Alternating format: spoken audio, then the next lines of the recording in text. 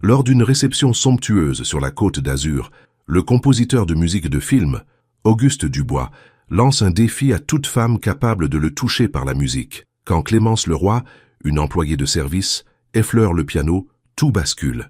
Le soleil couchant projetait de longues ombres sur les sols de marbre du domaine Dubois, près de Nice.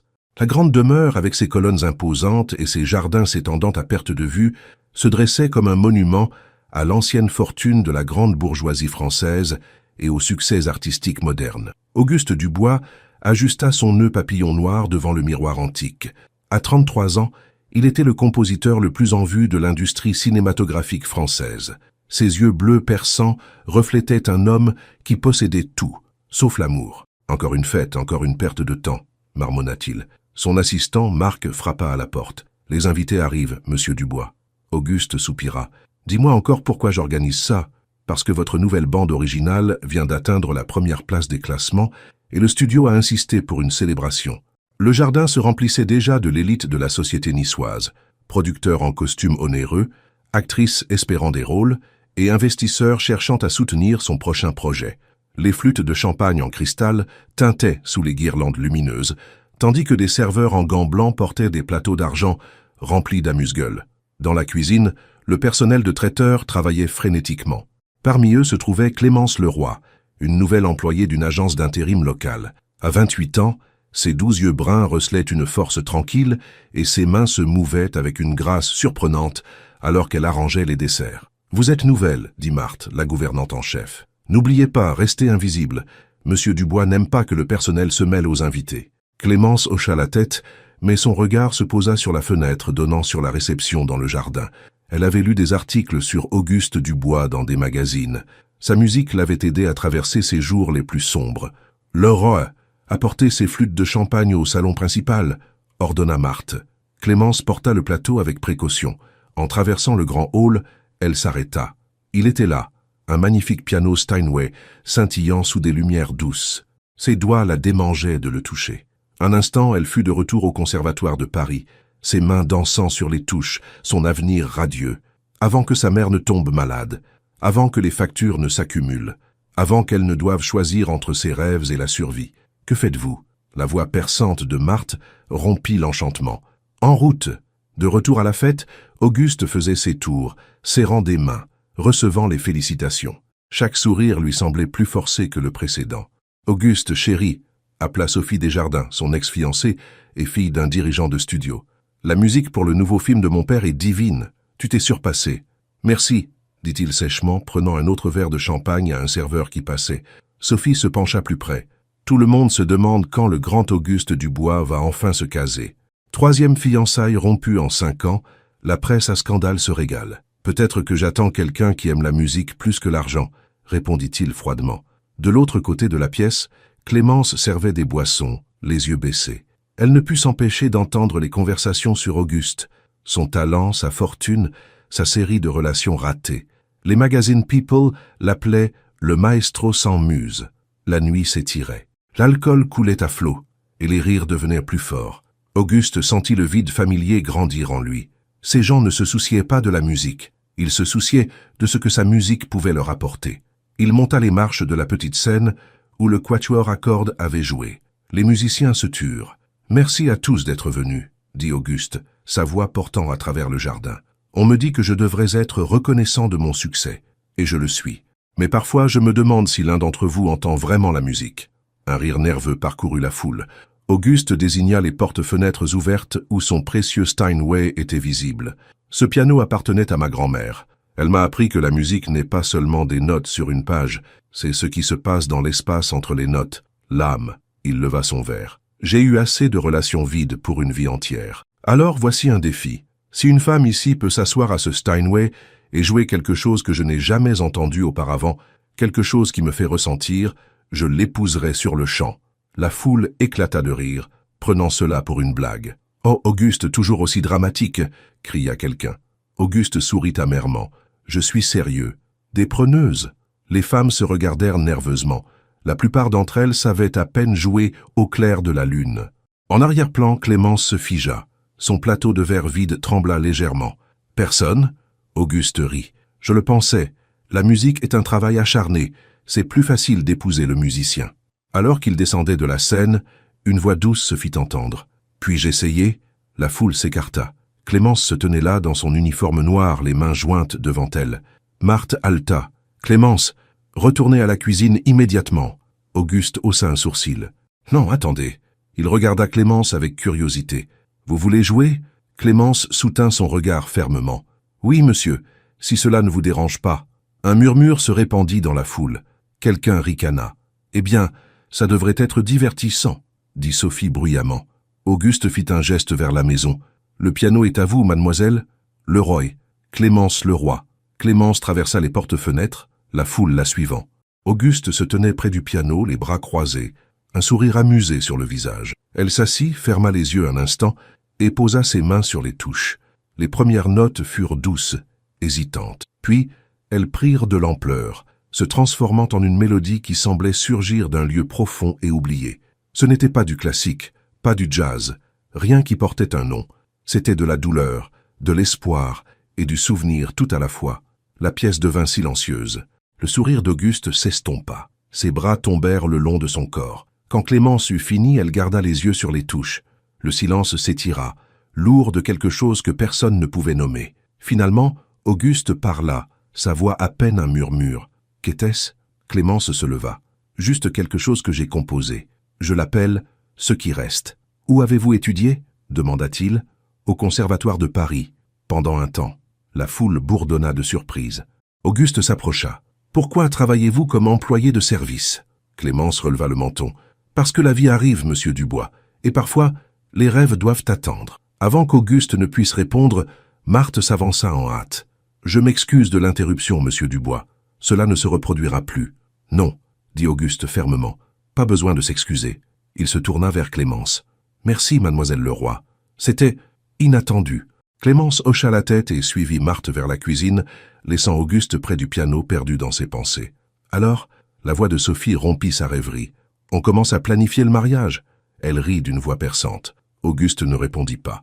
Il entendait encore la musique, la sentait encore dans sa poitrine comme une clé tournant dans une serrure. Dans la cuisine, Marthe était furieuse. « À quoi pensiez-vous? Vous pourriez perdre votre emploi. »« Je suis désolée, » dit Clémence, bien qu'elle ne le fût pas. Pendant ces quelques minutes au piano, elle avait été elle-même à nouveau. La fête s'estompa. Les invités partirent, jetant des regards curieux à Auguste, qui était devenu silencieux et distrait. Dans son bureau plus tard, cette nuit-là, Auguste était assis dans l'obscurité, un verre de cognac à la main. Il ne pouvait pas se sortir la mélodie de la tête, ni le regard dans les yeux de Clémence quand elle jouait. Pendant ce temps, dans un petit appartement de l'autre côté de la ville, Clémence était assise au chevet de sa mère.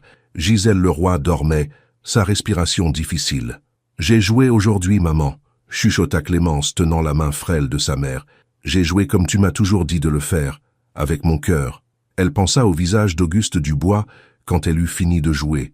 Le choc, la reconnaissance, comme s'il avait trouvé quelque chose qu'il ne savait pas chercher. Clémence savait qu'elle serait probablement renvoyée le lendemain, mais pour un instant, elle avait été vue, vraiment vue, et cela valait tout. Le lendemain matin, Auguste se leva tôt. Il n'avait pas bien dormi. La mélodie de la veille continuait de résonner dans sa tête. Il descendit et trouva sa grand-mère, Liliane, déjà à table pour le petit déjeuner. À 80 ans, elle était toujours élégante, ses cheveux argentés parfaitement coiffés. « J'ai entendu parler de ton défi à la fête, » dit Liliane, sirotant son thé, « et de l'employé qui a accepté. » Auguste s'assit. Les nouvelles voyagent vite. Marthe m'a appelé la première chose. Elle voulait savoir si elle devait renvoyer la jeune femme. Auguste leva brusquement les yeux. « Qu'avez-vous dit ?» Liliane sourit. « Je lui ai dit d'attendre que je te parle. » Elle observa son petit-fils. « Cette jeune femme t'a touché, n'est-ce pas ?» Son jeu était différent. Différent comment? Auguste lutta pour trouver les mots.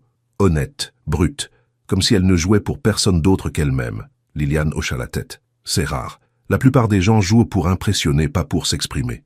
Elle a dit qu'elle avait étudié au Conservatoire de Paris. Et maintenant, elle fait le ménage? Liliane haussa un sourcil. Il y a une histoire derrière ça. Auguste se leva et se dirigea vers la fenêtre. Je ne la renverrai pas. Bien sûr que non, mais que vas-tu faire? Il se tourna vers sa grand-mère. Je ne sais pas encore. Liliane sourit d'un air entendu. Je crois que si. Ce même matin, Clémence aida sa mère à s'installer dans un fauteuil roulant. Le médecin arrive à 10 heures, maman. Gisèle Leroy, autrefois une présence imposante en tant que directrice de chorale, semblait maintenant petite et fatiguée. Mais ses yeux gardaient la même étincelle. « Tu es préoccupée par quelque chose ?» Clémence hésita. « J'ai peut-être fait quelque chose de stupide au travail hier. » « Quel genre de stupidité ?»« J'ai joué du piano, chez mon employeur, pendant une fête. » Le visage de Gisèle s'illumina. « Tu as joué? Devant des gens? » « Oui. Et alors ?» Clémence sourit légèrement. « Ça a fait du bien, maman. Vraiment bien. » Gisèle tendit la main de sa fille. « Dieu ne t'a pas donné ses mains pour récurer, ma chérie. Il te les a données pour guérir. » Le téléphone de Clémence sonna. C'était Marthe de l'agence. « Monsieur Dubois veut vous voir, » dit Marthe, la voix tendue. « Aujourd'hui, au domaine. » Le cœur de Clémence se serra. « Je comprends. » Après avoir raccroché, elle regarda sa mère. « Je crois que je viens de perdre mon emploi. » Gisèle lui serra la main. « Ou peut-être que tu viens de le trouver. » Quelques heures plus tard, Clémence se tenait dans le bureau d'Auguste Dubois. Elle avait mis sa meilleure robe, une simple robe bleue qu'elle portait pour aller à l'église. Auguste était assis derrière un grand bureau, examinant un dossier. « Vous avez abandonné le conservatoire de Paris en dernière année, dit-il sans préambule, avec les meilleures notes. Vos professeurs vous ont appelé exceptionnellement doué. » Clémence se raidit. « Vous vous êtes renseigné sur moi ?» Auguste ferma le dossier. « J'étais curieux. » Il se pencha en avant. « Pourquoi êtes-vous parti ? Ma mère est tombée malade. Un cancer, les factures médicales... » Elle haussa les épaules. « Certains choix s'imposent d'eux-mêmes. » Auguste hocha lentement la tête. « Et maintenant, vous faites le ménage. Cela paie les factures. » Clémence releva le menton. « Monsieur Dubois, si vous m'avez fait venir ici pour me renvoyer, je comprends. J'ai dépassé les bornes. Je ne vous renvoie pas. » Auguste se leva. « Je vous offre un emploi, un autre. » Clémence fronça les sourcils. « Quel genre d'emploi ? J'ai besoin de quelqu'un pour organiser ma bibliothèque musicale. Cataloguer, numériser de vieilles partitions. Cela paye le double de ce que vous gagnez maintenant. » Les yeux de Clémence se rétrécirent. « C'est parce que vous avez pitié de moi ?» Auguste sourit légèrement. « Non, mademoiselle Leroy, c'est parce que j'ai besoin de quelqu'un qui comprend la musique. Et vous, c'est évident. Je ne veux pas de charité.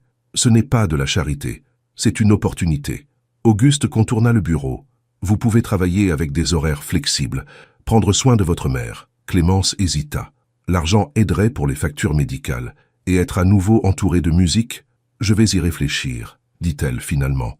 Auguste hocha la tête. « C'est juste. » Il lui tendit une carte de visite. « Appelez-moi quand vous aurez décidé. » Alors que Clémence se tournait pour partir, Auguste reprit la parole. « Ce morceau que vous avez joué, ce qui reste, voudriez-vous me l'écrire ?» Clémence le regarda. « Pourquoi ? Parce que je ne peux pas me le sortir de la tête. » Ses yeux rencontrèrent les siens. « Et j'aimerais comprendre pourquoi. » Pour la première fois, Clémence sourit. « Je vais voir ce que je peux faire, monsieur Dubois. » En quittant le domaine, Clémence ressentit quelque chose qu'elle n'avait pas ressenti depuis longtemps, l'espoir. Et Auguste, la regardant s'éloigner, sentit quelque chose qu'il ne pouvait pas encore nommer. Mais cela faisait battre son cœur sur un rythme qui ressemblait étrangement au début d'une nouvelle mélodie. 3 jours plus tard, Clémence se tenait aux grilles du domaine Dubois, serrant son sac. Elle avait appelé Auguste la veille pour accepter son offre. « Tu fais le bon choix, » lui avait dit sa mère. « La musique a toujours été ta vocation. » La gouvernante Marthe ouvrit la porte avec un sourire contraint. « Monsieur Dubois est dans son studio. Suivez-moi. » Elles traversèrent la grande maison jusqu'à une aile séparée.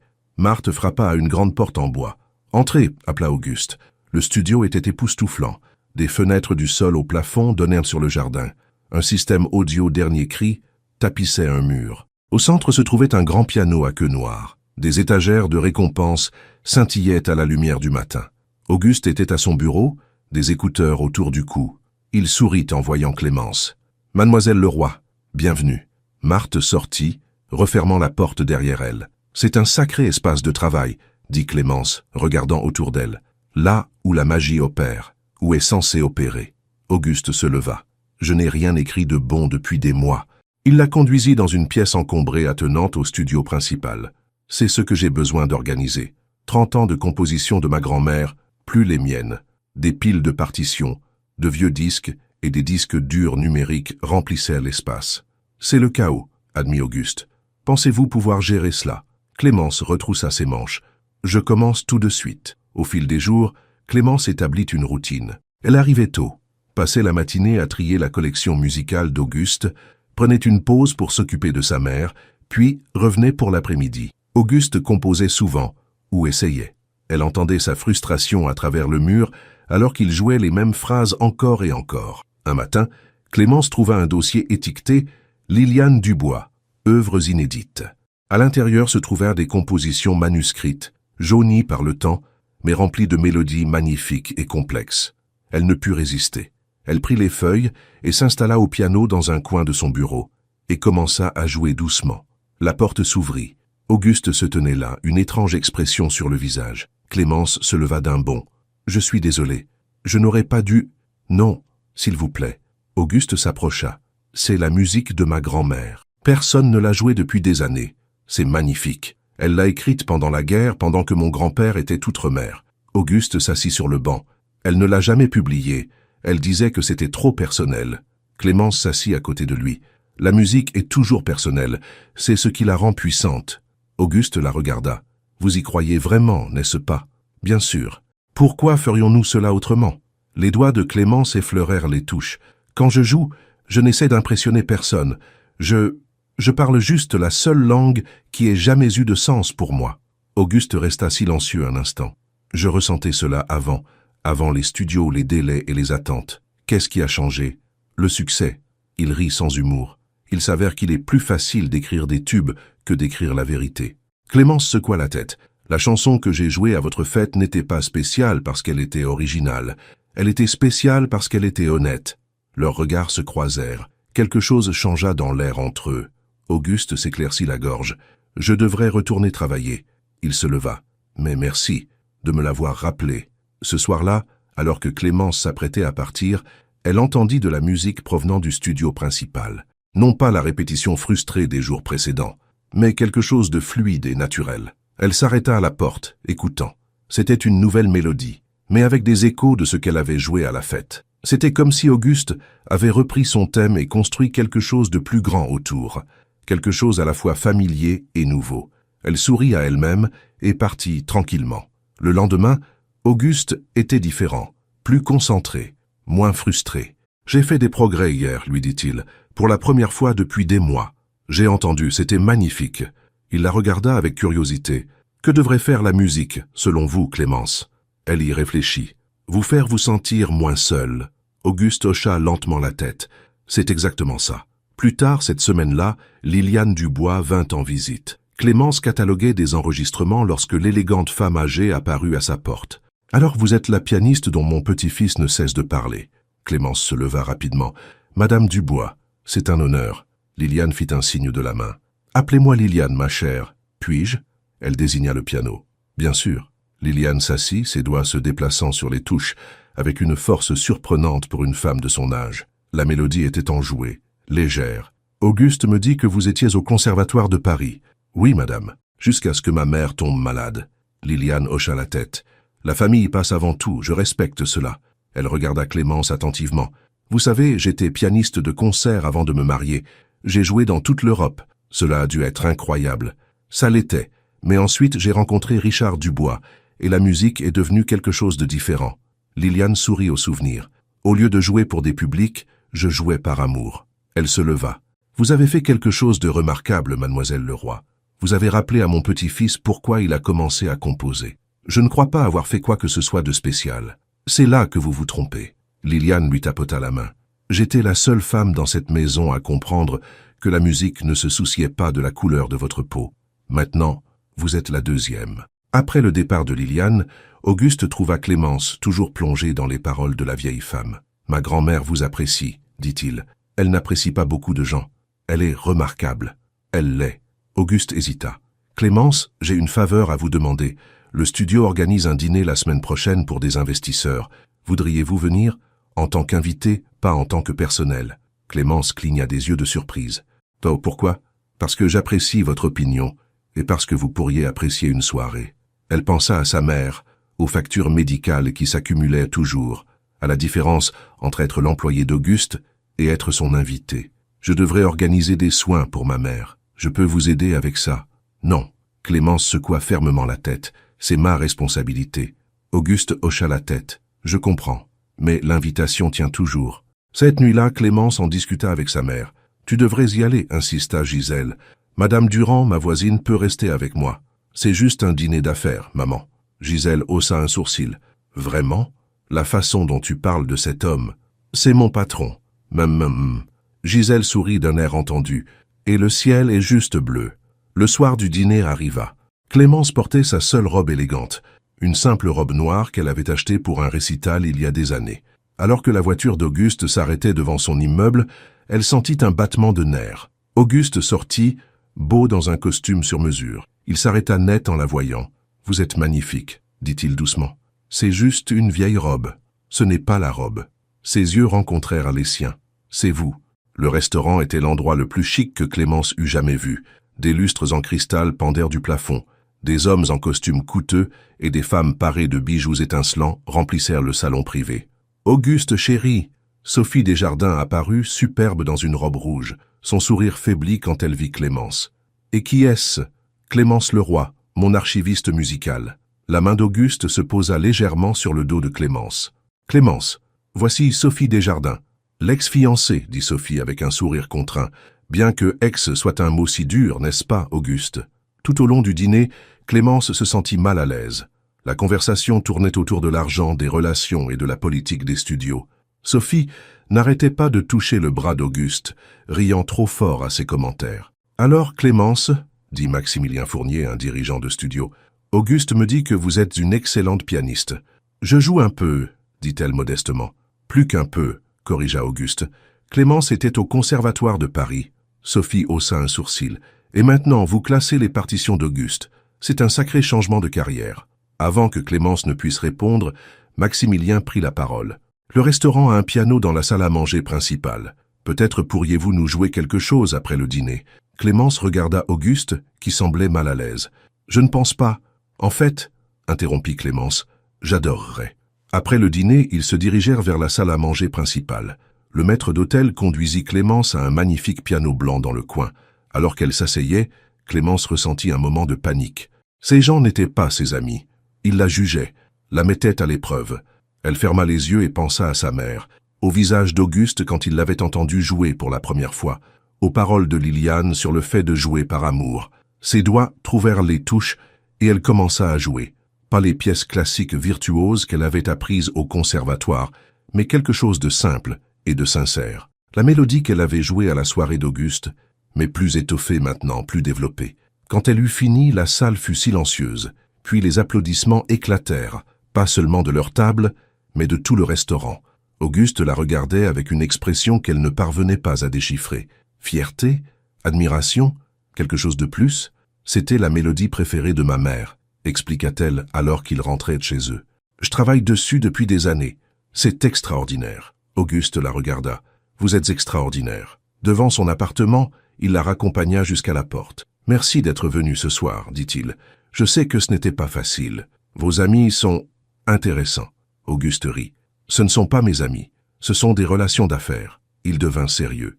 Mes amis sont bien plus rares. Leurs regards se croisèrent dans la faible lumière du couloir. Un instant, Lise pensa qu'il allait l'embrasser. Son cœur s'emballa. Au lieu de cela, il lui serra la main. « Bonne nuit, Lise. » Le lendemain matin, Lise arriva au studio et trouva Auguste déjà là, jouant un nouveau morceau. Il intégrait des éléments de ce qu'elle avait joué la nuit précédente, tissés dans quelque chose de plus vaste et de plus complexe. « C'est magnifique, » dit-elle depuis l'entrée. Auguste leva les yeux, son visage s'illuminant quand il la vit. « C'est pour le nouveau film dont je compose la musique. Le réalisateur a entendu votre jeu hier soir et a adoré. »« Mon jeu ?» J'ai enregistré un petit bout sur mon téléphone. Il parut gêné. « J'espère que ça ne vous dérange pas. » « Bien sûr que non. Il veut utiliser des éléments de votre mélodie comme thème d'amour. » Auguste hésita. « Avec votre permission, bien sûr. Vous auriez un crédit complet et un cachet. » Lise réfléchit vite. Un crédit sur la musique d'un grand film. De l'argent qui pourrait aider pour les traitements de sa mère. « Oui, » dit-elle, « je serais honoré. » Alors qu'ils travaillaient ensemble au cours des semaines suivantes, quelque chose changea entre eux. Auguste sollicitait son opinion sur ses compositions.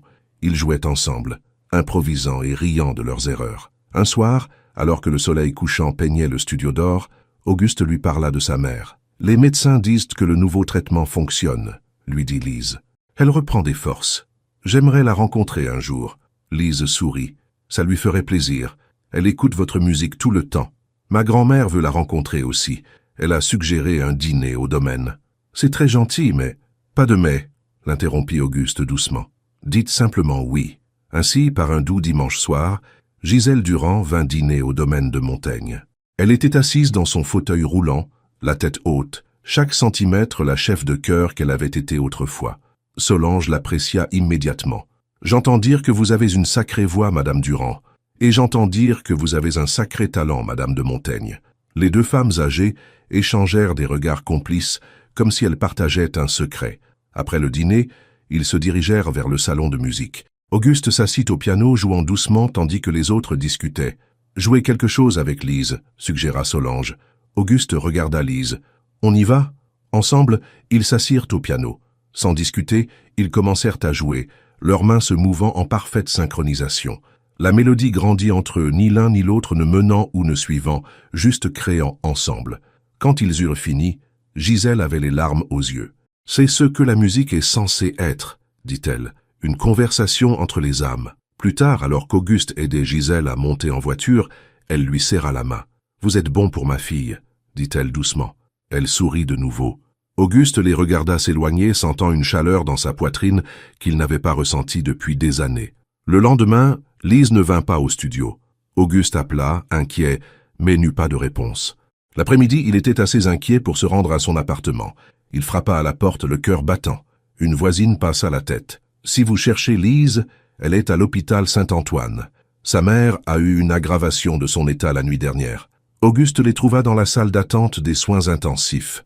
Lise leva les yeux, surprise de le voir. « Auguste, qu'est-ce que vous faites ici ?»« Votre voisine me l'a dit. » Il s'assit à côté d'elle. « Comment va-t-elle ?»« Pas bien. » La voix de Lise se brisa. « Les médecins disent que ça s'est propagé.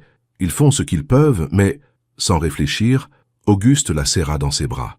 Elle se raidit, puis se détendit contre lui, ses larmes mouillant sa chemise. « Je ne peux pas la perdre, » murmura-t-elle. « Elle est tout ce que j'ai. »« Tu m'as, » dit Auguste doucement. « Tu m'as. » Ils restèrent ainsi longtemps, jusqu'à ce qu'une infirmière vienne leur dire qu'ils pouvaient voir Gisèle.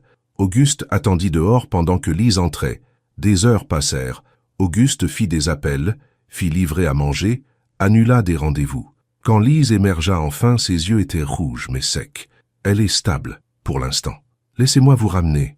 Vous avez besoin de repos. » À son appartement, Auguste hésita à la porte. « Ça ira toute seule. » Lise le regarda vraiment.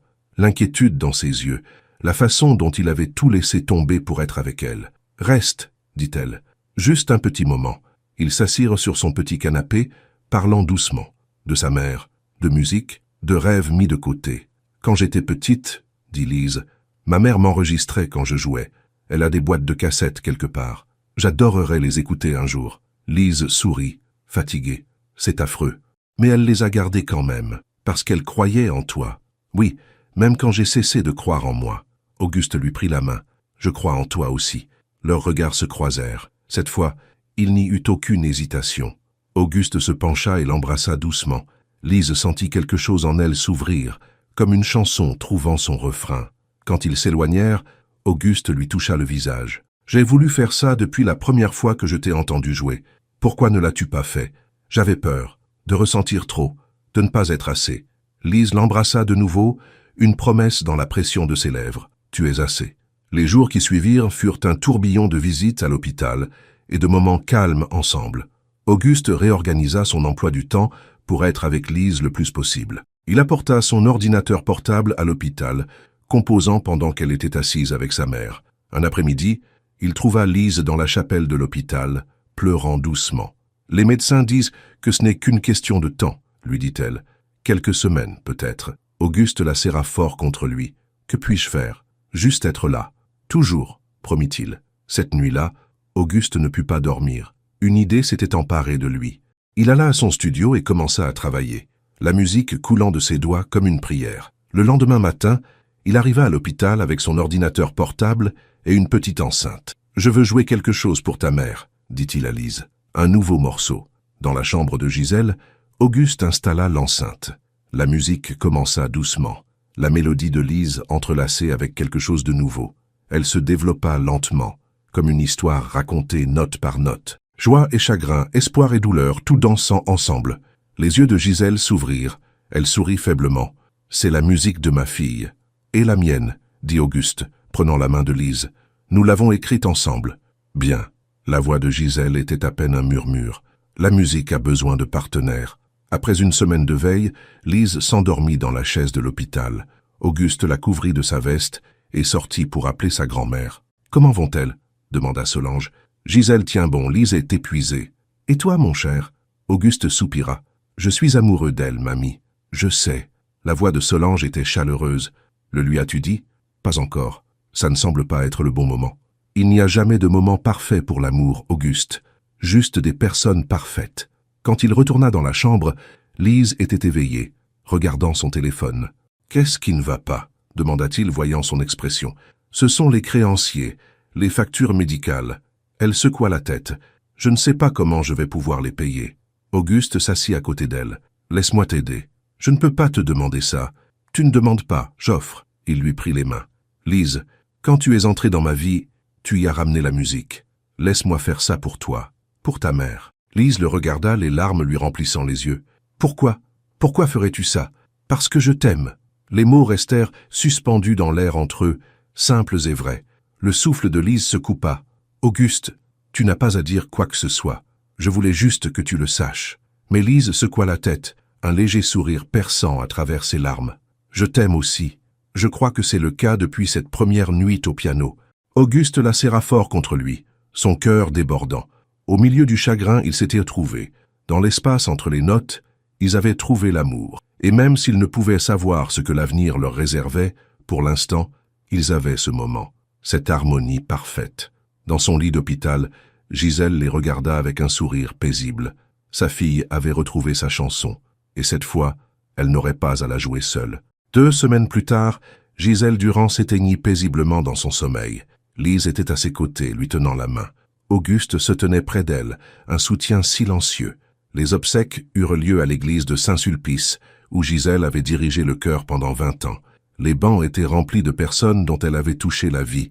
D'anciens membres de la chorale chantèrent ses hymnes préférés, leur voix s'élevant jusqu'aux voûtes. Lise était assise au premier rang, Auguste à ses côtés. Sa main ne quitta jamais la sienne. « Elle a l'air si paisible », murmura Solange de Montaigne, assise de l'autre côté de Lise. La femme âgée avait insisté pour être présente, malgré ses douleurs d'arthrite. Après la cérémonie, les gens firent la queue pour offrir leurs condoléances.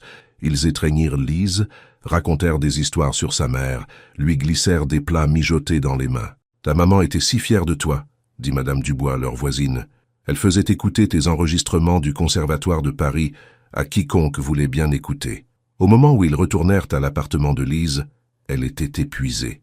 Auguste la guida vers le canapé. « Je peux te chercher quelque chose ?» demanda-t-il. « Reste juste avec moi. » Ils s'assirent en silence, son bras autour de ses épaules. L'appartement semblait vide, sans la présence de Gisèle. « Je ne sais pas ce que je vais faire maintenant, » admit Lise. « Cet endroit me semble si creux. Tu n'as pas à décider quoi que ce soit maintenant. » Auguste l'embrassa sur le front. « Respire juste. » Les jours qui suivirent furent un flou. Auguste aida Lise à trier les affaires de Gisèle. Chaque objet recelait un souvenir. Ses robes de chorale, sa collection de disques de gospel, la Bible qu'elle lisait chaque soir. « Regarde ça », dit Lise un après-midi, ouvrant une boîte qu'elle avait trouvée dans le placard de sa mère. À l'intérieur se trouvaient des dizaines de cassettes audio, chacune étiquetée du nom de Lise et d'une date. Mais récital. Auguste en prit une. 12 mai 1999. Lise joue Mozart. Lise sourit à travers ses larmes. « J'avais 8 ans. J'ai tellement raté la partie centrale. Elle les a toutes gardées. Elle croyait en moi quand personne d'autre ne le faisait. » Lise referma la boîte avec précaution, même quand j'ai cessé de croire en moi. Cette nuit-là, Auguste emmena Lise dîner dans un restaurant calme à l'écart des foules. « J'ai réfléchi, » dit-il, alors qu'ils terminaient leur repas. « Le pavillon d'amis sur ma propriété est vide. Il y a un piano, tu pourrais y rester pendant que tu arranges les choses. » Lise parut surprise. « Emménager avec toi ? Pas exactement avec moi. Le pavillon d'amis est séparé. Tu aurais ton propre espace. » Il lui prit la main. « Pas de pression, juste une option. » Lise pensa à son appartement vide, les souvenirs, les factures qui continuaient d'arriver malgré le décès de sa mère. « Je vais y réfléchir, » dit-elle. Le lendemain, Auguste était dans son studio quand son téléphone sonna. C'était Étienne Mercier, le réalisateur avec qui il travaillait. « Auguste, Les dirigeants du studio viennent d'écouter vos dernières compositions. Ils sont époustouflés. C'est une excellente nouvelle. Ils veulent rencontrer la femme qui l'a inspiré, votre ami pianiste. Auguste hésita. Lise vient de perdre sa mère. Elle n'est pas prête pour des réunions de l'industrie. Cela pourrait être énorme pour vous deux. La bande originale est déjà considérée pour des nominations aux récompenses. Je vais lui en parler, promit Auguste, mais sans pression. Quand il parla à Lise de l'appel, elle parut dépassée. Je ne sais pas si je peux gérer ça en ce moment. On peut attendre, la rassura Auguste. Le film ne sortira pas avant des mois. Lise secoua la tête. Non, ma mère voudrait que j'aille de l'avant. Elle lui serra la main. Et oui, je vais rester dans votre pavillon d'amis. Pour un temps. Le pavillon d'amis était charmant. Un petit cottage avec une chambre, un salon et une cuisine. Des portes-fenêtres s'ouvraient sur un jardin. Et dans un coin, un petit piano à queue. C'est parfait, dit Lise alors qu'Auguste lui faisait visiter. Ma grand-mère pratiquait ici quand elle voulait de l'intimité. Auguste sourit. Elle sera heureuse de savoir que tu l'utilises. Alors que Lise s'installait, elle commença à guérir. Elle jouait du piano des heures chaque jour, parfois riant, parfois pleurant. La musique devint sa thérapie. Auguste lui laissait de l'espace, mais prenait de ses nouvelles quotidiennement. Ils dînaient ensemble la plupart des soirs, soit à la maison principale, soit en ville. Un soir, Solange les rejoignit. Elle observa Lise et Auguste avec des yeux avisés. « Vous me rappelez Henri et moi, leur dit-elle. Ils me regardaient de la même façon qu'Auguste te regarde. » Lise rougit. « Nous sommes encore en train de comprendre les choses.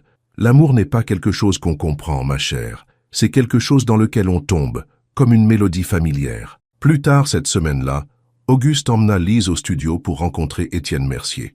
Le réalisateur fut immédiatement charmé par elle. « Votre mélodie est le cœur de cette bande originale, » lui dit-il. « Nous aimerions vous présenter en train de la jouer sur le générique de fin. » Lise regarda Auguste surprise. « Moi, jouer ? Ce serait parfait, » insista Étienne. Le compositeur et sa muse, jouant ensemble. « Je ne suis pas sa muse, » corrigea Lise. « Je suis musicienne. » Étienne sourit. « Encore mieux. Nous filmerons ça le mois prochain, si ça vous convient. » En quittant la réunion, Auguste remarqua que Lise était silencieuse. « Qu'est-ce qui ne va pas ? Si tu ne veux pas faire l'enregistrement, tu n'es pas obligé. » « Ce n'est pas ça. » Elle parut troublée. « C'est la façon dont il m'a appelé ta muse. Comme si j'étais juste une inspiration, pas une créatrice à part entière. » Auguste s'arrêta de marcher. « Tu as raison. Je suis désolé. J'aurais dû le corriger. Ce n'est pas ta faute, c'est juste. » Lise soupira. « Toute ma vie, les gens m'ont mise dans des cases. La jeune fille noire et pauvre qui joue du piano classique. L'aide ménagère qui a surpris tout le monde par son talent. Maintenant, je suis la petite amie du compositeur qui a inspiré son retour. » Auguste lui prit les mains. « Tu es bien plus que toutes ces étiquettes. Tu es Lise Durand, pianiste et compositrice extraordinaire. Et je suis l'homme chanceux qui a la chance de créer de la musique avec toi. » Ces mots réchauffèrent son cœur, mais le doute persistait. Pourrait-elle vraiment construire une carrière après tout ce temps ? Les gens la prendraient-ils au sérieux ou serait-elle toujours vue à travers le prisme de sa relation avec Auguste ? Le lendemain, Lise s'exerçait quand on frappa à la porte du pavillon d'amis. Elle ouvrit et trouva Camille Leclerc, impeccable dans une robe de créateur. « Bonjour, Lise. Puis-je entrer ?» Avec prudence, Lise s'écarta. Camille entra, regardant autour d'elle avec un dédain à peine dissimulé. « Cosy, » dit-elle. « Auguste m'a dit que tu restais ici. Que puis-je faire pour vous, Camille ? Je suis venu te féliciter. La nouvelle bande originale d'Auguste fait un bruit incroyable. » Camille s'assit sans y être invitée sur le canapé. « Et maintenant, j'entends dire que tu vas jouer pour le film. Une belle ascension depuis le ménage. » Lise croisa les bras. « Y avait-il quelque chose de précis que vous vouliez discuter ? Je suis juste curieuse de votre arrangement avec Auguste. » Le sourire de Camille était aiguisé. « Tout est arrivé très vite. Notre relation ne vous regarde pas. »« Oh, mais si. Vous voyez, Auguste et moi avons une histoire. 10 ans d'histoire. » Camille se leva. « T'a-t-il dit que nous discutions de réconciliation juste avant ton arrivée ?» Lise garda son visage neutre, bien que son cœur s'emballe. « Encore une fois, c'est entre Auguste et vous. Il a un schéma, tu sais. S'enticher de la nouveauté de quelqu'un, puis passer à autre chose quand l'excitation s'estompe. » Camille se dirigea vers la porte. « Juste quelque chose à considérer, surtout si tu fondes ta carrière sur son intérêt. » Après son départ, Lise s'assit au piano, troublée. Y avait-il une part de vérité dans les paroles de Camille ? Auguste avait un historique de relations ratées. Les tabloïds l'appelaient le maestro sans muse, pour une raison. Elle jouait encore des accords coléreux, dissonants, quand Auguste la trouva des heures plus tard. Ça ne ressemble pas à ton style habituel, dit-il depuis l'entrée. Lise s'arrêta brusquement. Camille est passée aujourd'hui. Le sourire d'Auguste disparut. Que voulait-elle? M'avertir apparemment. De ton habitude de te désintéresser des relations. Auguste s'assit à côté d'elle sur le banc. Camille et moi, c'était fini bien avant que je te rencontre. Elle est juste contrariée parce que le studio a choisi ma partition plutôt que la recommandation de son père. Elle a dit que vous discutiez de réconciliation. Ce n'est pas vrai. Auguste prit les mains de Lise. Écoute-moi, ce que je ressens pour toi est différent de tout ce que j'ai jamais ressenti auparavant. C'est réel, c'est durable. Lise voulait le croire, mais le doute s'était enraciné. J'ai besoin de temps pour réfléchir, dit-elle doucement. Auguste hocha la tête, la douleur dans ses yeux. Je comprends. Pendant les jours suivants, Lise resta seule. Elle joua du piano, se promena dans les jardins, pensa à sa mère. Que lui dirait Gisèle de faire? Un après-midi, elle trouva Solange assise sur un banc dans la roseraie. « Puis-je me joindre à vous » demanda Lise. « S'il vous plaît. » Solange tapota le siège à côté d'elle. « La compagnie me ferait du bien. » Elles s'assirent dans un silence confortable pendant un moment. Puis Solange parla. « Mon petit-fils est malheureux, tu sais. Il joue la musique la plus mélancolique que j'ai entendue depuis des années. » Lise soupira. « Camille a dit des choses qui m'ont fait tout remettre en question. »« Ah, Camille !» Solange fronça les sourcils. « Cette femme essaie de mettre ses griffes sur la fortune de Montaigne depuis qu'elle est adolescente. Elle a dit qu'Auguste avait l'habitude de se désintéresser. Auguste a l'habitude de se protéger. » Solange se tourna vers Lise. Ses parents étaient rarement à la maison.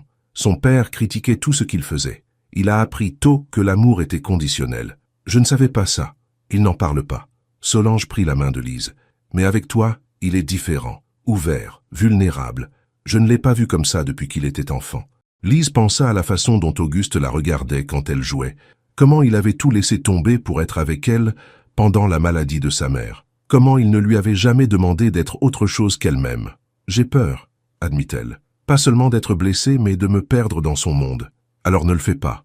La voix de Solange était ferme. Affirme-toi. Sois Lise Durand, la pianiste. Pas seulement la petite amie d'Auguste de Montaigne. Le lendemain matin, Lise trouva Auguste dans son studio, travaillant sur un nouveau morceau. « On peut parler » demanda-t-elle depuis l'entrée. Il se retourna, l'espoir et la prudence dans ses yeux. « Bien sûr. » Lise s'assit en face de lui. « Je suis désolée de m'être éloignée, j'avais peur. »« De quoi ?»« De me perdre, d'être définie par notre relation au lieu de mon propre talent. » Elle prit une profonde inspiration. « Toute ma vie, j'ai lutté pour être vue pour qui je suis. » Auguste hocha la tête. « Je comprends ça. Que puis-je faire pour t'aider? Donne-moi de l'espace pour grandir en tant qu'artiste, pour trouver mon propre chemin. Je le ferai. Toujours. » Il hésita. « Il y a quelque chose que je veux te montrer. » Il la conduisit dans une autre pièce du studio, une où elle n'était jamais allée. À l'intérieur se trouvait une petite installation d'enregistrement et un autre piano. « Je veux que tu aies cet espace. Pour composer, enregistrer, créer, tout ce que tu veux, sans aucune condition. » Auguste parut sincère. « Ton nom n'a pas besoin d'être lié au mien professionnellement si tu ne le souhaites pas. » Lise fit le tour de la pièce, touchée par son geste. « Merci. Et il y a autre chose. » Auguste lui tendit une enveloppe. « C'est une candidature pour un programme spécial à l'Orchestre de Paris, pour compositeur. Je pense que tu devrais postuler. » Lise l'ouvrit, surprise. « Tu penses que je suis prête pour ça? Je sais que tu l'es. » Leurs regards se croisèrent, et la tension des jours passés disparut. Lise s'avança et l'embrassa doucement. « Je t'aime, » murmura-t-elle. « Je t'aime aussi, » répondit-il. « Toi tout entière, la pianiste, la compositrice, la femme qui me met au défi chaque jour. » Dans les semaines qui suivirent, Lise trouva ses marques. Elle continua d'aider Auguste dans son travail, mais passa également des heures dans son nouvel espace de studio, développant ses propres compositions. Elle postula pour le programme de l'orchestre et commença à donner des leçons de piano à des enfants de l'église de sa mère. Auguste la soutint à chaque étape, fier de son indépendance. Le jour de leur séance d'enregistrement pour le film arriva. Ils jouèrent la mélodie de Lise, maintenant développée en un morceau complet, avec Auguste sur un piano et Lise sur un autre. Des caméras filmèrent la performance pour le générique de fin du film. Lise était nerveuse alors qu'il s'installait dans un grand studio d'enregistrement. Lumière, caméra, équipement sonore les entouraient. « Ne t'inquiète pas pour les caméras, » lui dit Auguste. « Joue simplement pour toi, comme tu l'as toujours fait. » Le réalisateur demanda le silence. Le voyant rouge s'alluma. Augustin fit un signe de tête à Tiara et ils commencèrent à jouer. La mélodie s'écoula entre eux, une conversation en notes. Elle raconta leur histoire, depuis cette première nuit à la fête jusqu'à la chambre d'hôpital de Laurette, du doute à la confiance, de la perte à l'amour. Quand ils eurent terminé, le studio était silencieux, puis des applaudissements éclatèrent de la part de l'équipe. « C'était magique », dit Étienne, essuyant une larme. « Absolument magique. » Plus tard ce soir-là, lors d'un dîner de célébration, Étienne leva son verre, à Augustin et Tiara, le partenariat musical le plus passionnant que j'ai vu depuis des années. Tiara sourit au mot « partenariat », pas muse, pas petit ami, partenaire. Après le dîner, Augustin suggéra une promenade le long de la promenade des Anglais. La nuit niçoise était douce, les étoiles scintillaient au-dessus. « Je suis si fier de toi », dit Augustin, lui serrant la main. « Tu as été incroyable aujourd'hui. Nous étions incroyables ensemble, » corrigea Tiara. « Je n'aurais jamais cru trouver quelqu'un qui comprenne ma musique comme toi. » Augustin s'arrêta de marcher et se tourna pour lui faire face. « Il y a quelque chose que je voulais te demander. » Le cœur de Tiara manqua un battement. « Qu'est-ce que c'est ? Tu te souviens de cette nuit à la fête, quand j'ai lancé ce défi ridicule de me marier avec quiconque pourrait jouer quelque chose que je n'avais jamais entendu auparavant ?» Elle rit. « Comment pourrais-je l'oublier ? C'était la chose la plus arrogante que j'ai jamais entendue. Eh bien, je me suis trompé sur tant de choses cette nuit-là. » Augustin prit ses deux mains. « Mais j'avais raison sur une chose. J'ai bien trouvé la femme avec qui je veux passer ma vie. » Le souffle de Tiara se coupa quand Augustin s'agenouilla. « Tiara Dubois, tu as ramené la musique dans ma vie, alors que tout ce que j'entendais n'était que du bruit. Tu m'as défié, inspiré et aimé au plus bas. » Il sortit une petite boîte de sa poche. « Veux-tu m'épouser ?» À l'intérieur de la boîte se trouvait une bague.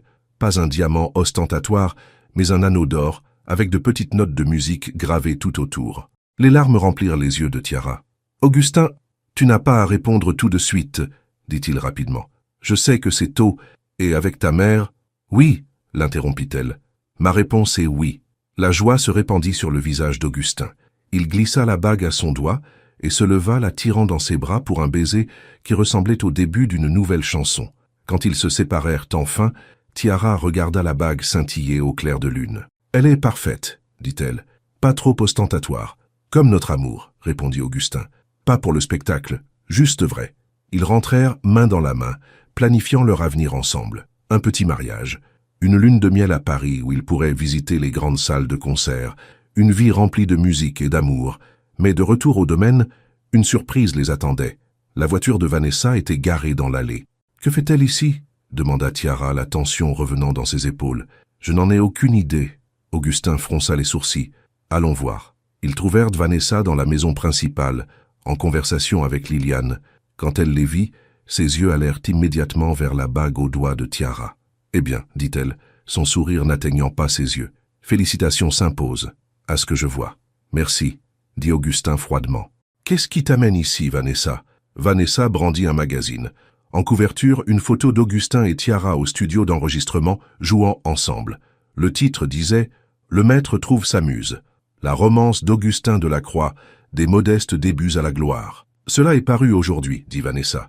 J'ai pensé que vous devriez le voir avant que les journalistes ne plantent leur tente sur votre pelouse. » Tiara prit le magazine, lisant le sous-titre « De femme de chambre à partenaire musical, comment une élève ayant abandonné le conservatoire a capturé le cœur du compositeur, le plus en vue du cinéma français. Ils font ça comme si je cherchais un mari riche, dit-elle dégoûtée. La presse adore les histoires de Cendrillon, haussa les épaules Vanessa, surtout avec une touche inattendue. Augustin se tendit. Ça suffit, Vanessa. Je ne suis que la messagère, dit Vanessa innocemment. L'article mentionne la mort de ta mère, Tiara, et tes difficultés financières, même ton emploi de femme de chambre. Quelqu'un a fait ses recherches. Ou quelqu'un a parlé à la presse, dit Liliane sèchement. Quelqu'un qui connaissait tous ces détails. Le sourire de Vanessa se crispa. Je devrais y aller. Je voulais juste vous prévenir tous les deux. La presse peut être si invasive. Après son départ, Tiara s'assit lourdement sur le canapé, tenant toujours le magazine. Je suis désolé, dit Augustin s'asseyant à côté d'elle. J'aurais dû m'y attendre. Ce n'est pas ta faute. Tiara soupira. Je déteste juste la façon dont ils ont déformé notre histoire. Fais croire que j'étais après ton argent. Personne qui te connaît ne croirait jamais cela. Mais qu'en est-il des autres? Tes collègues? Tes fans? Tiara regarda la bague à son doigt. Est-ce que notre vie sera comme ça? Un examen constant, Des jugements sur mes motivations. Augustin mit son bras autour d'elle. Nous ne pouvons pas contrôler ce que les autres pensent. Nous ne pouvons connaître que la vérité nous-mêmes. Liliane était assise en face d'eux. Quand Richard et moi nous sommes mariés, les gens disaient que j'étais aussi après la fortune des Delacroix. Disaient que j'avais abandonné ma carrière pour de l'argent. Qu'avez-vous fait? Demanda Tiara. J'ai continué à jouer. Plus sur les grandes scènes, mais partout où je le pouvais. J'ai enseigné, j'ai composé. Liliane sourit. Je leur ai montré par mes actions que la musique était toujours mon premier amour. Tiara hocha la tête, comprenant. C'est ce que je dois faire aussi. Le lendemain matin, Tiara se leva tôt. Elle se rendit à son espace studio et commença à travailler sur une nouvelle pièce, quelque chose qu'elle entendait dans sa tête depuis qu'Augustin l'avait demandé en mariage. Des heures plus tard, Augustin la trouva toujours au piano. « Tu as été occupé », dit-il, l'embrassant sur le dessus de la tête. « J'écris notre musique de mariage », expliqua-t-elle. « Quelque chose qui raconte notre vraie histoire, pas la version des tabloïds. » Augustin l'écouta jouer ce qu'elle avait écrit jusqu'à présent. Cela commençait par 2 mélodies distinctes, l'une majestueuse et confiante, l'autre plus hésitante mais belle. Peu à peu, elles s'entremêlèrent, créant quelque chose de plus grand que l'une ou l'autre seule. « C'est nous », dit-il doucement. « C'est nous », acquiesça-t-elle, et aucun magazine ne peut changer cela. Plus tard dans la journée, Tiara reçut un appel de l'Orchestre philharmonique de Strasbourg. Elle avait été acceptée dans leur programme de compositeur. « Félicitations !» Augustin la souleva et la fit tournoyer quand elle le lui annonça. « Je savais que tu pouvais le faire. »« Ça commence le mois prochain, » dit-elle. « Je serai occupée avec les cours et les ateliers. Et la planification du mariage, » ajouta-t-il avec un sourire. « Un petit mariage, » lui rappela Tiara. « Juste la famille et les amis proches. Ce que tu veux. » Augustin l'embrassa. « Tant que tu joues notre chanson. » Ce soir-là, ils s'assirent sur la terrasse de la Dépendance, regardant le coucher de soleil. Augustin avait son bras autour de Tiara, sa tête posée sur son épaule. « Es-tu inquiète pour la presse ?» demanda-t-il. « De ce qu'ils diront quand nous annoncerons nos fiançailles ?» Tiara y réfléchit. « Non, dit-elle finalement. Laisse-les parler. Nous connaissons la vérité. »« Et quelle est la vérité, mademoiselle Dubois ?» demanda Augustin, sa voix tendre. Tiara leva les yeux vers lui avec un sourire. Que parfois, la plus belle musique vient d'endroits inattendus. Et que l'amour, le vrai amour, ne se soucie pas des origines ou des comptes bancaires. Augustin l'embrassa doucement. Je n'aurais pas pu mieux le dire moi-même. À la tombée de la nuit, ils resteraient sur la terrasse, planifiant leur avenir, note par note. Les critiques viendraient, les jugements, les suppositions. Mais ils avèrent quelque chose de plus fort, un amour construit sur la compréhension, le respect et le langage partagé de la musique. Et cela, Tiara le savait, était une chanson qui valait la peine d'être défendue. La nouvelle des fiançailles d'Augustin et Tiara se répandit rapidement dans la haute société niçoise. Comme Vanessa l'avait prédit, les journalistes commencèrent à appeler. Certains campèrent même devant les grilles du domaine, espérant apercevoir le couple. « C'est ridicule, » dit Augustin un matin, tirant les rideaux pour se protéger des caméras à téléobjectif. « Je suis désolé que tu aies à gérer ça. » Tiara lui serra la main. « Ce n'est pas ta faute. Peut-être devrions-nous partir un moment, faire un voyage jusqu'à ce que ça se calme. » Mais Tiara secoua la tête. « Non, je ne me cacherai pas. J'ai le programme symphonique qui commence la semaine prochaine, et tu as la musique de film à terminer. » Augustin admira sa force. « Au moins, laisse-moi engager de la sécurité. Certains de ces journalistes deviennent agressifs. » Elle accepta ce compromis. Une équipe de sécurité fut engagée pour patrouiller les terrains du domaine et accompagner Tiara lorsqu'elle allait en ville. Le lundi suivant, Tiara assista à son premier jour au programme de compositeur de l'Orchestre philharmonique de Strasbourg. Elle se sentit nerveuse en entrant dans le bâtiment, consciente des murmures et des regards des autres participants. « N'êtes-vous pas la fiancée d'Augustin Delacroix ?» demanda un jeune homme alors qu'ils attendaient l'instructeur. « Oui, » répondit Tiara, « mais je suis aussi une compositrice à part entière. » L'instructeur, le docteur, Éléonore Martin était elle-même une compositrice renommée.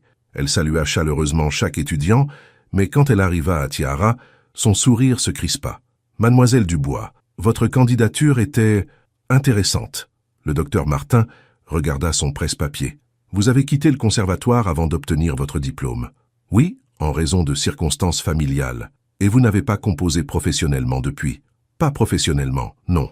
Mais je n'ai jamais cessé d'écrire de la musique. » Le docteur Martin hocha la tête. « Eh bien, ce programme est très compétitif. Tout le monde ici a gagné sa place uniquement grâce à son talent. » L'implication était claire. Certains pensaient que Tiara avait été acceptée en raison de sa relation avec Augustin. « Je comprends », dit Tiara calmement, « et j'ai hâte de faire mes preuves. » Le cours était exigeant. Le docteur Martin les poussait fort, critiquant leur travail sans détour. Quand ce fut le tour de Tiara de présenter sa composition, elle sentit tous les regards braqués sur elle. Elle joua la pièce sur laquelle elle avait travaillé, pas la musique de mariage, mais autre chose. Quelque chose qui parlait de son parcours, du conservatoire au lit de malade de sa mère, jusqu'à retrouver l'amour. Quand elle eut terminé, la salle était silencieuse. « Votre technique est rouillée », dit le docteur Martin finalement. « Mais il y a une émotion indéniable dans votre travail, un talent brut qui a besoin d'être affiné. » Ce n'était pas un grand éloge, mais c'était honnête. Tiara préférerait cela à une fausse flatterie n'importe quel jour.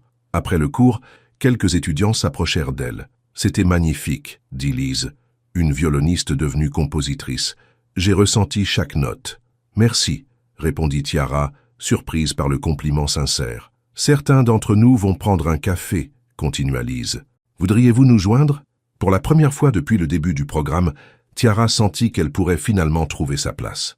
Pendant ce temps, Augustin faisait face à ses propres défis. Les dirigeants du studio de cinéma le pressaient de rendre la bande originale plus commerciale. « Nous avons besoin de quelque chose de plus accrocheur », dit Robert Picard, le chef du département musical. « Quelque chose qui vendra des bandes originales. » « La bande originale fonctionne parfaitement avec le film, argumenta Augustin.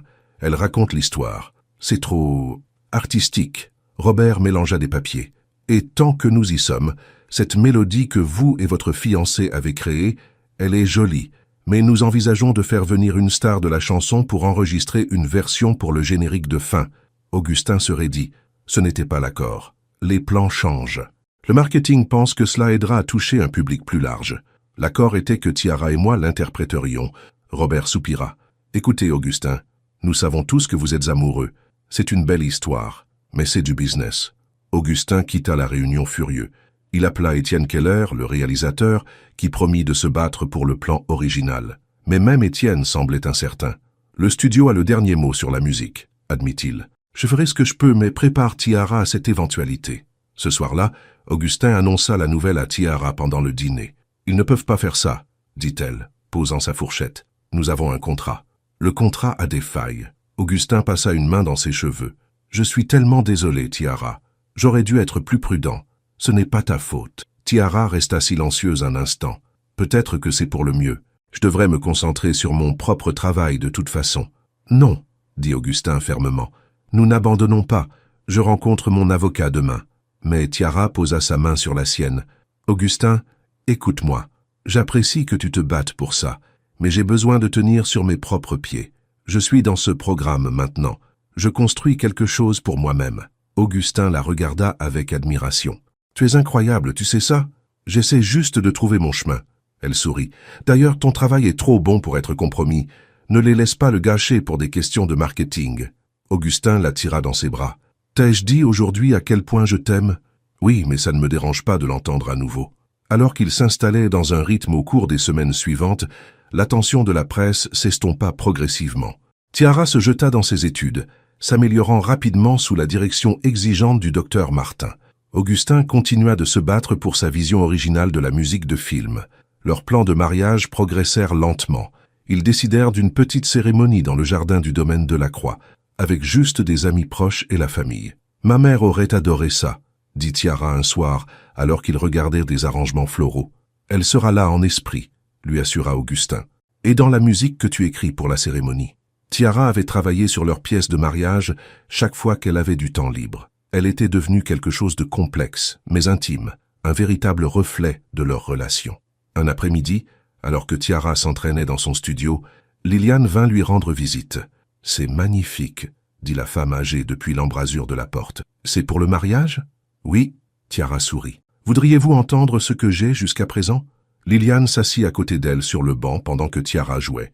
Quand elle eut terminé, Liliane avait les larmes aux yeux. « C'est la plus belle chanson d'amour que j'ai entendue depuis longtemps, » dit-elle. « Ça me rappelle ce que j'ai écrit pour Richard quand nous nous sommes mariés. Vous avez aussi écrit de la musique pour votre mariage ?» Liliane hocha la tête. « Oui, mais à l'époque, ce n'était pas considéré comme convenable pour une femme de composer. Le programme la listait comme traditionnelle, arrangé par L. Delacroix. C'est terrible. C'était une autre époque. Liliane tapota la main de Tiara. C'est pourquoi je suis si fier de toi. Tu revendiques ta place. Ton nom sera sur ce programme et sur tout ce que tu créeras d'autre. Avant que Tiara ne puisse répondre, Augustin fit irruption dans le studio, le visage illuminé d'excitation. « Nous avons gagné », annonça-t-il. « Étienne et moi avons convaincu le studio. Ils maintiennent notre plan original pour le générique de fin. Toi et moi jouant ensemble. » Tiara sauta pour le serrer dans ses bras. « C'est une excellente nouvelle. » Et il y a plus, continua Augustin. Ils veulent en sortir la bande originale complète en album, incluant ta mélodie comme morceau vedette, avec ton nom comme co-compositrice. Co-compositrice ?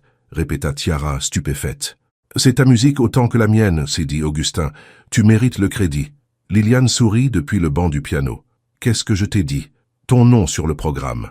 Les semaines passèrent vite. Les cours de Tiara au programme symphonique prirent fin, le docteur Martin lui demandant de postuler pour le cours avancé le semestre suivant.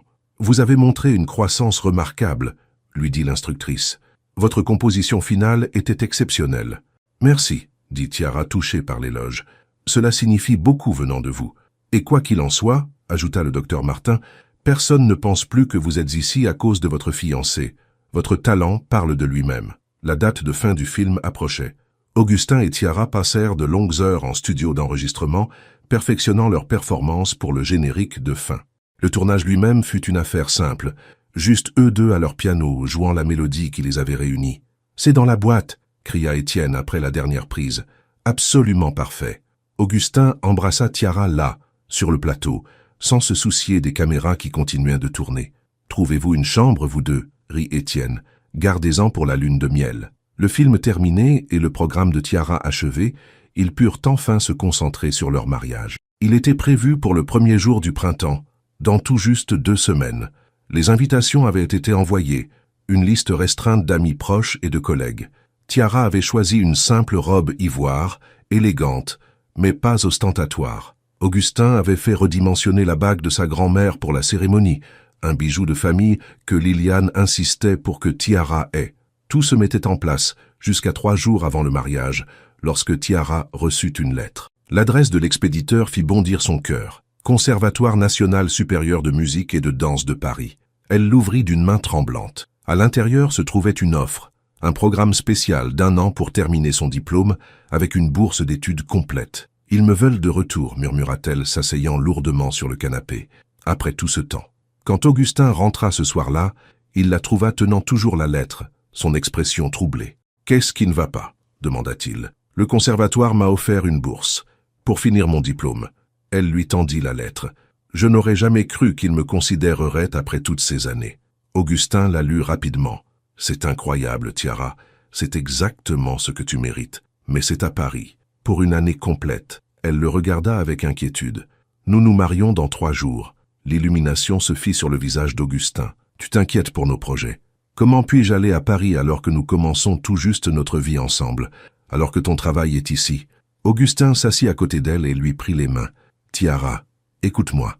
C'est ton rêve, celui que tu as mis en suspens pour ta mère. Je ne te demanderai jamais de le laisser de côté à nouveau, surtout pas pour moi. Mais, et nous? Paris n'est pas la lune, sourit Augustin. Je peux composer n'importe où. Nous nous débrouillerons. Tu déménagerais à Paris?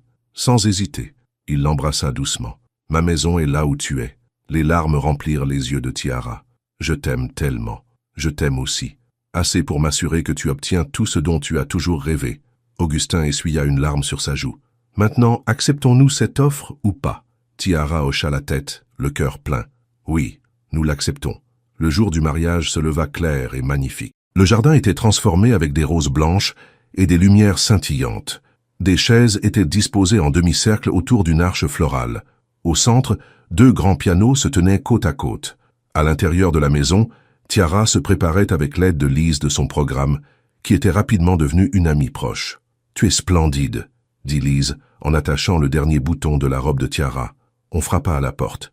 Liliane entra, élégante en dentelle bleue. « Puis-je avoir un moment seul avec la mariée ?» demanda-t-elle.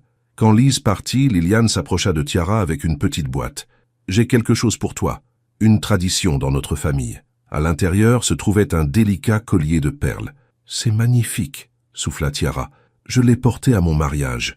La mère d'Augustin l'a porté au sien. Liliane le fixa autour du cou de Tiara.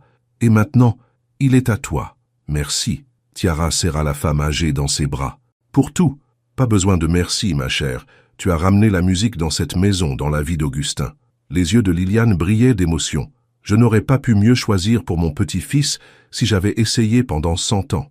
En bas, les invités arrivaient. Augustin attendait nerveusement près des pianos, son meilleur ami Marc à ses côtés. « Détends-toi, » dit Marc. « Elle ne va pas changer d'avis. »« Je sais. » Augustin ajusta sa cravate pour la 10e fois. « Je veux juste que tout soit parfait pour elle. » Le petit orchestre commença à jouer, signalant le début de la cérémonie. Les invités se tournèrent dans leurs sièges, attentifs. Et puis Tiara apparut au bout du chemin du jardin. Sans père pour la guider, elle avait choisi de marcher seule, forte, indépendante, traçant son propre chemin. Augustin sentit son souffle se couper. Elle était radieuse, son visage rayonnant de bonheur. Quand elle l'atteignit, il lui prit les mains. « Tu es si belle », murmura-t-il. L'officiant accueillit tout le monde et commença la cérémonie. Les vœux étaient simples, des promesses sincères de s'aimer, de se soutenir et de se chérir mutuellement. Quand vint le moment des alliances, Augustin eut une surprise.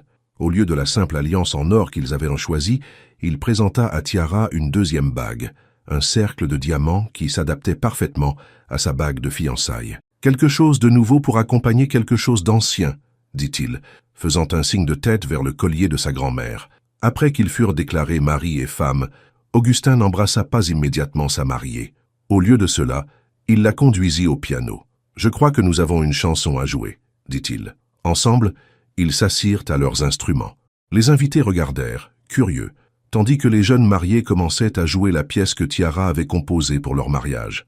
Elle commença avec Augustin seul, des notes fortes et interrogatives qui posaient une question. Puis Tiara le rejoignit, sa mélodie répondant à la sienne. Ensemble, ils construisirent quelque chose de puissant et d'émouvant, leur musique s'entrelaçant tout comme leur vie l'était désormais. Quand les dernières notes s'estompèrent, il n'y avait pas un œil sec dans le jardin. Auguste se pencha et embrassa enfin Clara, scellant leur union avec plus que de simples mots. La réception était joyeuse, dîner sous les étoiles, danse sur la terrasse, champagne coulant à flot. Clara et Auguste circulèrent parmi leurs invités, acceptant félicitations et vœux. Étienne Dubois leva son verre. « Au couple le plus talentueux que je connaisse. Que votre vie ensemble soit aussi belle que la musique que vous créez. » Même le docteur Martin, venu à l'invitation de Clara, semblait ému. « Vous avez trouvé quelque chose de rare, » dit-elle au couple. « Un partenariat d'égaux.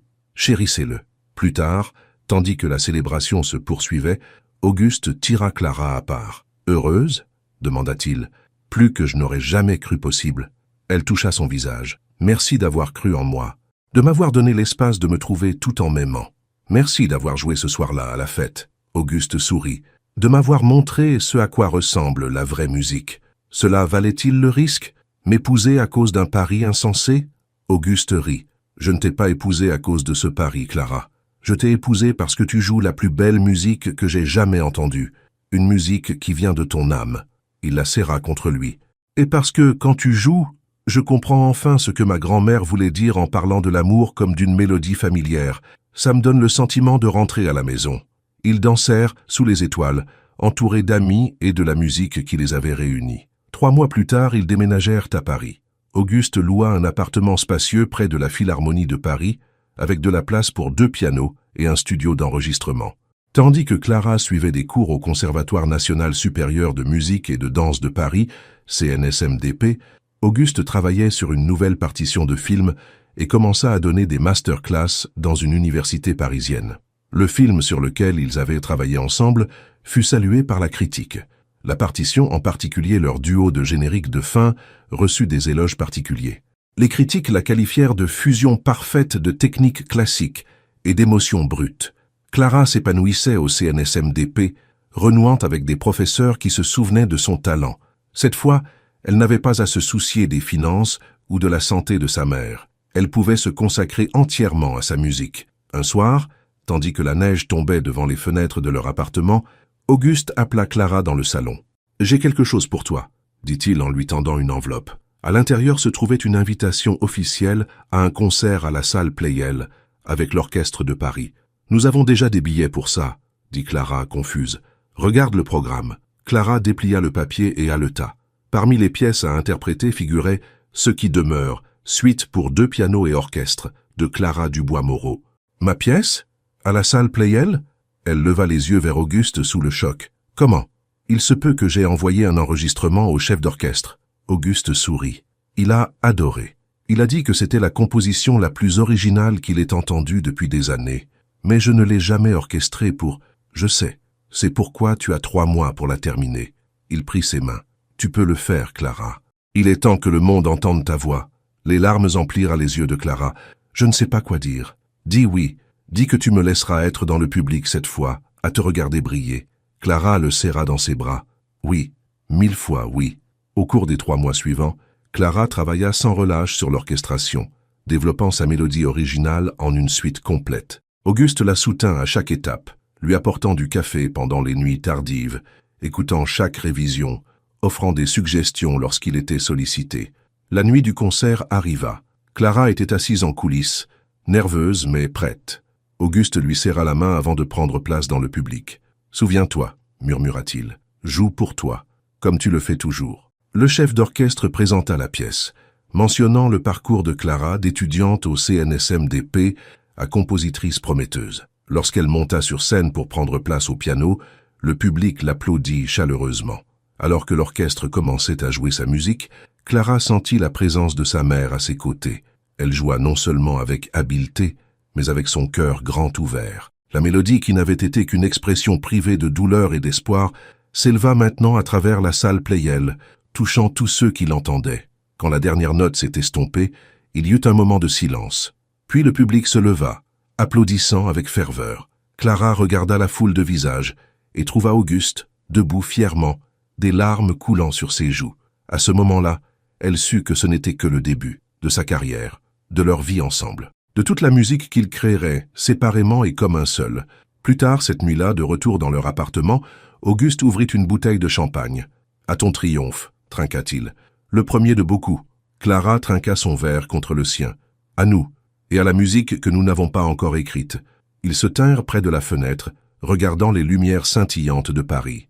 Tant de choses avaient changé depuis cette nuit-là à la fête, lorsqu'une jeune femme en charge du service s'était avancée pour jouer du piano, lorsqu'un compositeur reclus avait entendu quelque chose qui avait brisé des années d'engourdissement. « Penses-tu parfois à la façon dont les choses auraient pu être différentes ?»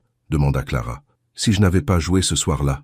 Auguste la serra contre lui. « Je pense que certaines chansons sont destinées à être entendues. Certaines personnes sont destinées à se trouver, même à travers des mondes différents. Surtout alors, » il l'embrassa doucement, « parce que c'est là que la musique est la plus surprenante, la plus vraie. » Dehors, la neige continuait de tomber, recouvrant la ville de blanc. À l'intérieur, Clara et Auguste Dubois-Moreau se tenaient l'un l'autre, écoutant la musique silencieuse de leur cœur battant en parfaite synchronisation, un duo qui continuerait pour tout leur jour. Parce que certaines mélodies, une fois commencées, ne se terminent jamais vraiment. Elles changent, grandissent, s'approfondissent, comme l'amour lui-même. Et dans l'espace entre les notes, dans le silence qui donne son sens à la musique, ils avaient trouvé quelque chose de rare et de précieux, une harmonie qui les rendait plus pleinement eux-mêmes, plus pleinement vivants, plus pleinement amoureux. Fille.